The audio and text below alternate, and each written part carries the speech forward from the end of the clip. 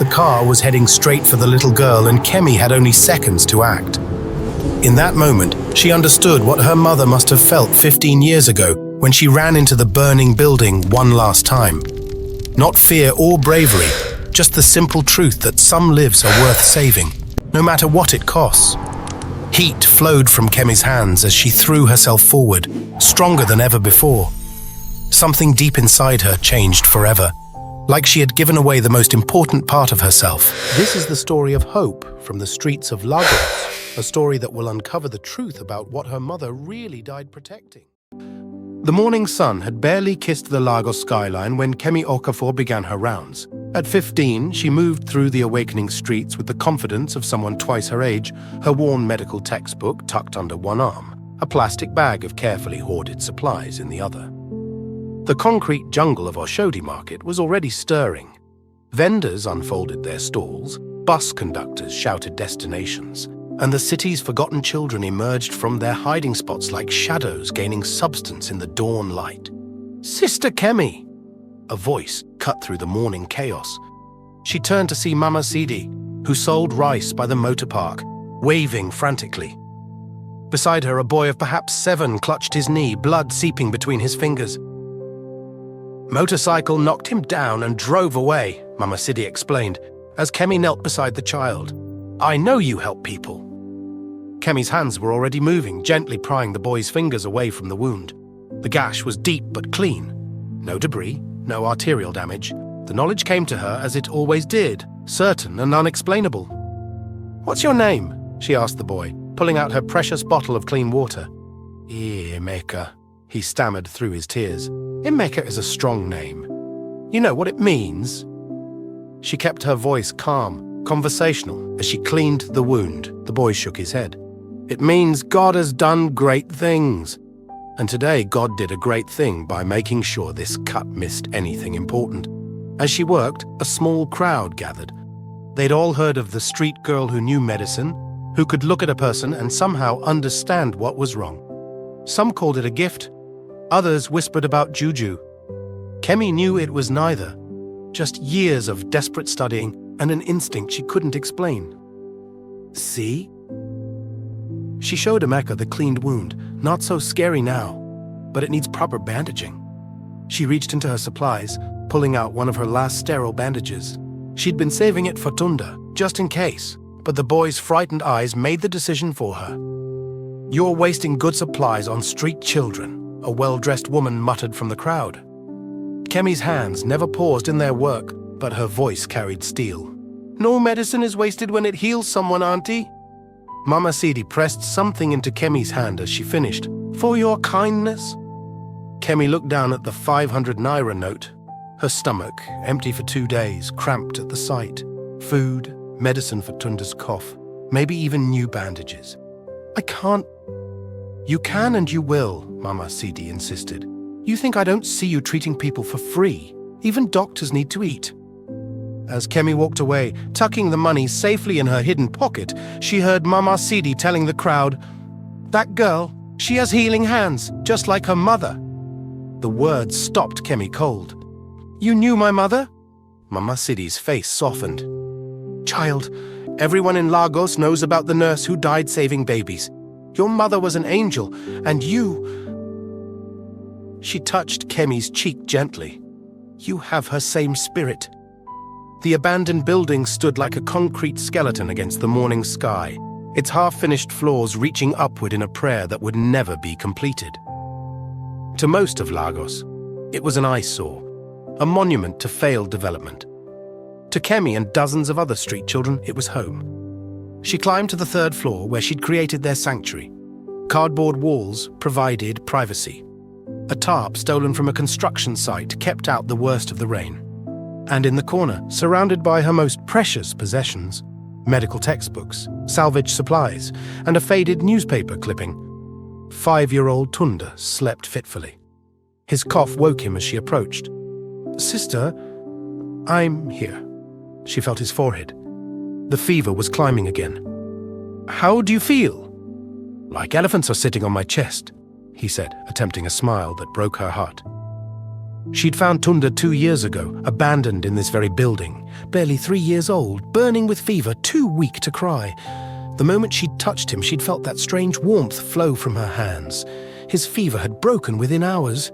Since then, he'd been hers, not by blood, but by something stronger, choice.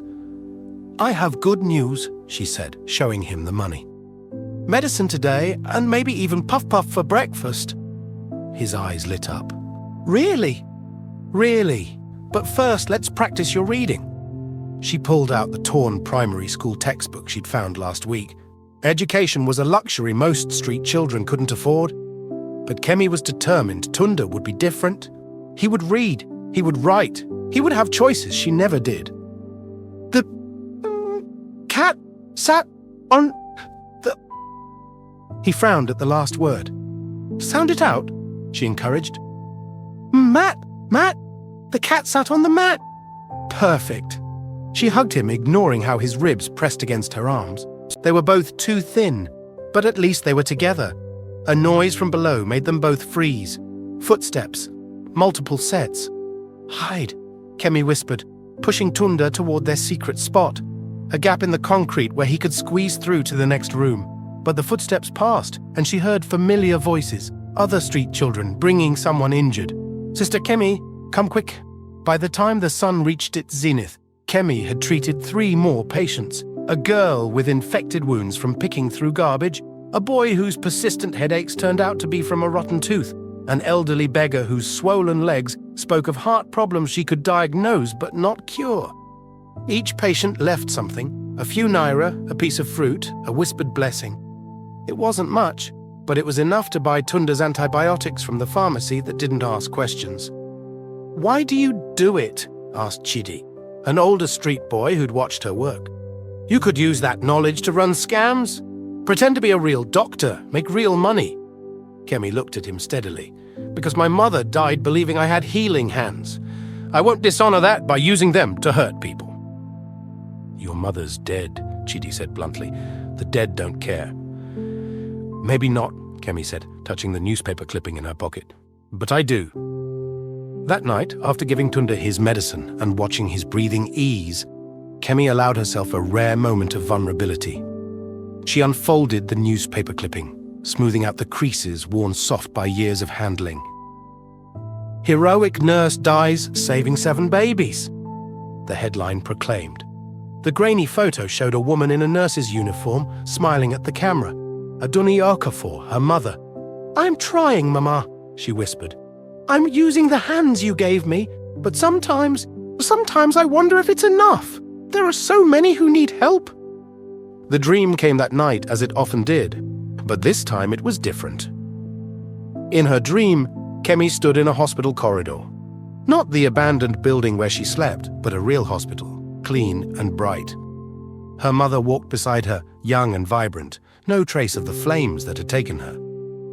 "My daughter," Aduni said, her voice like honey and strength. "You've done well with the gift." "What gift, Mama?" "I don't understand. Sometimes when I touch people, I feel warm and they get better. But it's not consistent.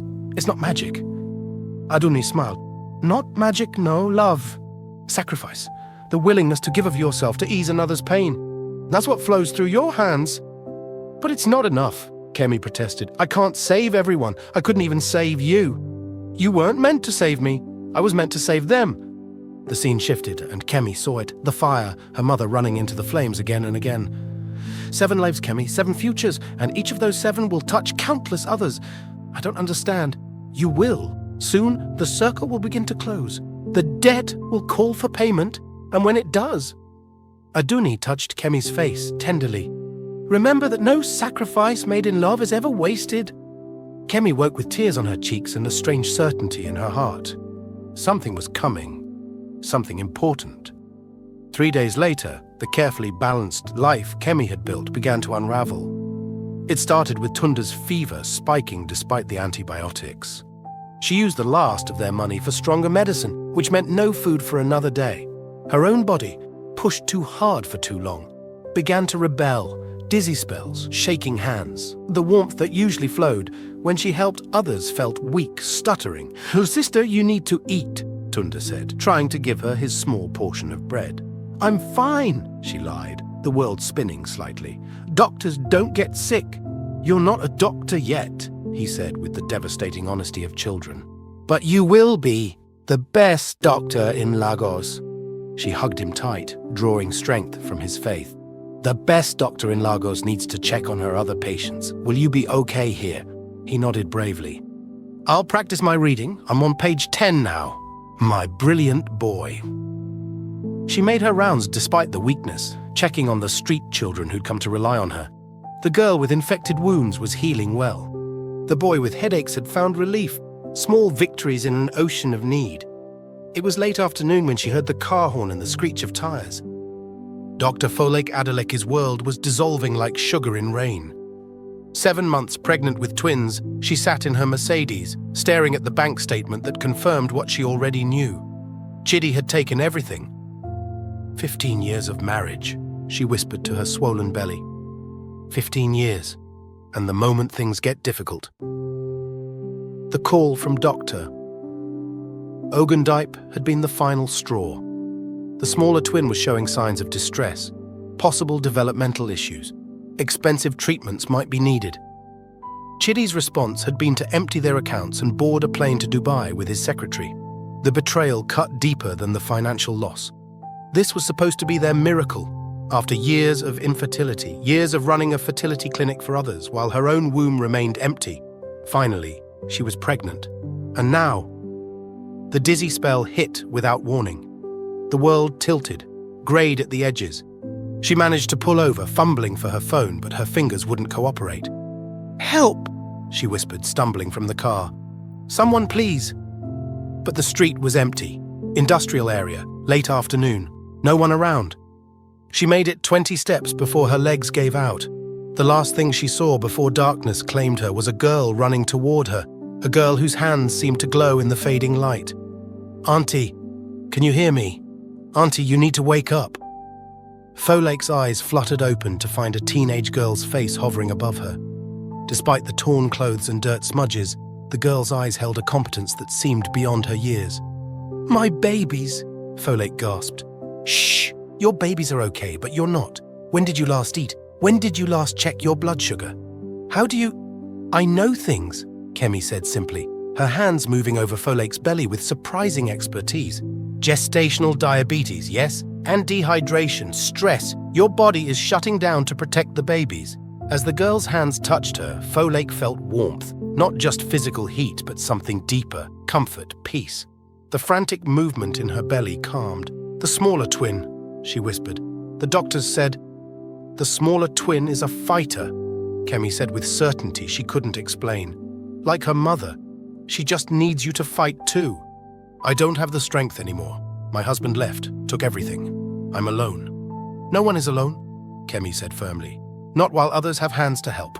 Can you sit up? You need water and sugar. Lucky for you, I always carry emergency supplies." She produced a small bottle of water and a packet of glucose, her emergency stash for Tunda. Without hesitation, she mixed them together. "Small sips," she instructed. "Your body needs time to adjust." "Are you a medical student?" Folake asked between sips. Kemi almost laughed. "No, Auntie, I'm just someone who reads a lot." As Folake's strength returned, she truly looked at her rescuer. The girl was painfully thin, her clothes patched and repatched, but her hands, as they checked Folake's pulse, moved with the confidence of years of practice. "What's your name?" "Kemi. I'm Dr. Folake Adeleke. I run the Miracle Fertility Center." She fumbled in her purse. "Please, let me pay you." "I don't need payment, just take care of your babies, both of them." "How did you know?" "About the smaller twin. I never said there were two." Kemi paused, unsure how to explain. "Sometimes I just know things. My mother used to say I had healing hands." "Your mother sounds wise." "She was." Kemi's voice carried years of loss. "She died saving others." Something in the way she said it made Folake's heart clench. She pressed money into Kemi's hands despite her protests. "Please, you saved 3 lives today. Let me at least buy you dinner." Kemi thought of Tunda, alone and sick, of their empty stomachs, of the medicine they'd need tomorrow. Pride warred with necessity, and necessity won. "Thank you, Auntie. Will you call me? Let me know you're okay?" Folak gave her a business card. "You have a gift, Kemi. It should be nurtured." Kemi nodded, though they both somehow knew she wouldn't call. Girls like Kemi didn't call women like Dr. Folak Adelek. They lived in different worlds, intersecting only in moments of crisis. As the taxi drove Folak away, she looked back to see Kemi standing there, silhouetted against the setting sun. Something about the image nagged at her, a memory just out of reach, a debt unpaid. That night, both women dreamed the same dream, a hospital in flames, a nurse running into danger, 7 babies saved, and a voice whispering, "The circle must close." 2 months passed. The money from Folak had been a lifeline, allowing Kemi to buy medicine that finally cured Tunda's persistent infection. She'd even managed to get him into a free primary school run by Catholic sisters who didn't ask too many questions about guardianship papers. Her underground clinic had grown. Word spread through the homeless community about the girl who could diagnose illness with a touch, who treated everyone regardless of payment. She'd developed a network of allies, a pharmacy student who slipped her expired but still effective medicines, a nurse who taught her proper injection techniques, a laboratory technician who ran tests for her in exchange for help with his mother's arthritis. But the dreams were getting stronger. Every night now, she saw her mother. The messages were becoming urgent. The circle must close. The debt comes due. Be ready. Ready for what? Kemi wondered as she made her morning rounds. "Sister Kemi?" A teenager named Abdul ran up to her. "There's been an accident. Construction site. Many hurt. Please come." She grabbed her supplies and ran. The construction site was chaos. A truck had lost control, plowing through a group of workers. Blood painted the concrete. Screams filled the air, and there was only one 15-year-old girl with stolen medical supplies to help. "You! Press here!" She directed a bystander to apply pressure to a bleeding wound. "You! Elevate his legs! He's in shock! Someone call for ambulances!" She moved like a dancer through the carnage, prioritizing, directing, saving who she could. The warmth flowed from her hands again and again, each time leaving her a little weaker. "This one needs a tourniquet," she called out, fashioning one from a worker's belt. "That one, check his airway, he's choking on blood." She didn't see the second vehicle, a car whose driver, panicked by the blood and chaos, had lost control. She only heard Tunda's scream, "Sister! Watch out!" Time slowed. She saw the car coming, saw the toddler frozen in its path, a little girl who'd wandered away from her mother in the confusion. Without thought, only instinct, Kemi dove. The warmth exploded from her hands as she pushed the child clear, stronger than it had ever been. She felt something fundamental shift inside her, as if she'd given away something essential. Thank you very much for watching. We have one more amazing episode to go. If you've enjoyed the story so far, please drop a comment below. Don't forget to like, subscribe, and turn on the bell notification so you won't miss any updates. Thank you, and remember, we love you.